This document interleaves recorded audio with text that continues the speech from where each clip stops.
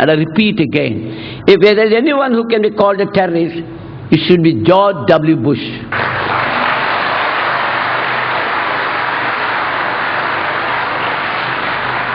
He has declared a war, and it is not a war according to law. It is an unjust war, and not according to the international law. And everyone has a right to protest against that war. Anyone could protest, anyone could condemn that kind of war. Be a Hindu, Christian, Muslim, fundamentalist or otherwise. You have a right to protest. Just because we protest and condemn, we cannot be considered as terrorists. One of the most difficult problems is to define terrorism. See, we talk of terrorism. Where is the definition of terrorism? How do you define terrorism? Tada did not define terrorism. Porta did not define terrorism. Only terrorist acts were defined. And those acts could be even under the Indian Penal Code. They are not different. Murder, killing, dacoity, using guns, all are under the ordinary law. But at the discretion of the police, they can use it as an act of terrorism under Tada law. If it could be broadly agreed that the deliberate killing of innocent civilians, you find this kind of definition in the dictionary. If it could be agreed that the deliberate killing of innocent civilians is a central element in most definitions of terrorism, then in that event, the worst terrorists of the last century should be the USA for bombings of Hiroshima and Nagasaki, where suffering of large number of innocent people has never been healed even after 6 decades. Just killed lakhs of people in these two places. So also, the worst violators of the 21st century as it began are the USA and Great Britain. There's not much difference between George W. Bush and Lashkar-e-Taiba. Both believe in killing. Killing helps them. Killing keeps alive the tension in this region. That is what they want. That is their business. So the USA has a business of encouraging killing everywhere. It gives them a market. It gives them a market for supply of arms. So also Lashkar-e-Taiba believe in killing. It gives them a market. So while both seek to wield power, one of course with the superior power of USA, and the other of course trying to build up his own other category of power. So it has become the global war. In this way, I think terrorism becomes a permanent feature of these persons. In other words, the permanent feature of American policy is a global war. It will never come to an end. As long as the fear of terrorism is there, they are happy. As a result of this, what is happening in the rest of the world is that freedom and liberty gets curtailed. We are now gradually sliding into what is called a security society. Today, as you must have seen as you walked in, what happened to all of us? Everyone had to have a checkup. Because security, internal security. So we are going into a security society. Security is more important, not liberty. Your security. And then you must have read in the paper what is called Advanced Passenger Information System. You get into a plane in London. Within 15 minutes, your full history is sent to Bombay or whichever the destination. When you land there, the police are there. Police know your full history. You're gone to Dubai half a dozen times. Okay, that is enough. They could do anything they like. For example, what happened in Amsterdam, you see, you all know. They saw some people behaving in the plane. People behaving in a very suspicious way. Their appearance, their dress, their speaking language, looking like Arabs, looking at watch frequently, bearded Muslims, and burqa-clad women. Okay, all these are suspicious character, this kind of thing. So security becomes more important.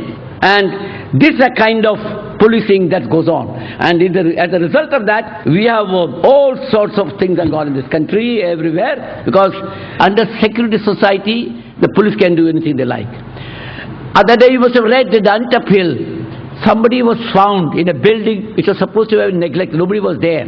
What happened was, the police suddenly found he was a Pakistani, they said. One doesn't know. They went and shot him, killed him. Nobody, no proof, nothing of the kind.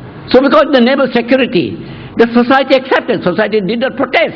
Who was killed? Nobody knows. So the police again believe in this guy because that helps them. They don't have to prove a case.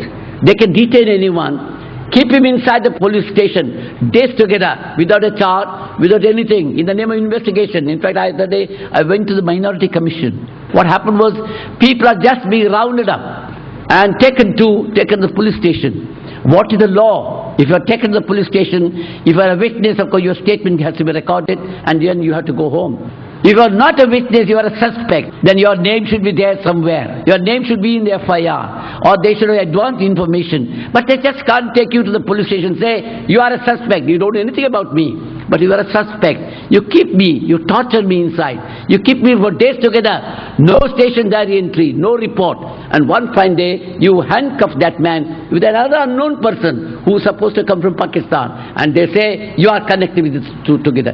This is the kind of system. So in the name of security today, police can do whatever they like. Anyone can be killed in an encounter, death, and no investigation.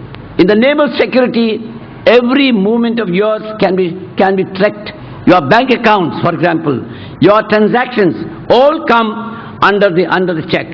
In the name of security, see, the other day the rule has come in Bombay city, you can't sell or buy property. You can't rent out your house. You want to rent out, you have to go and inform the police officer.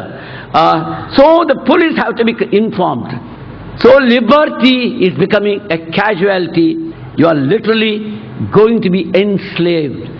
Soon if this kind is encouraged, ultimately you slowly your rights are being taken away, your liberty is being taken away, you are enslaved. This is a kind of thing. And I tell you, this is not something new. When Tara was introduced, also is introduced for the sake of security.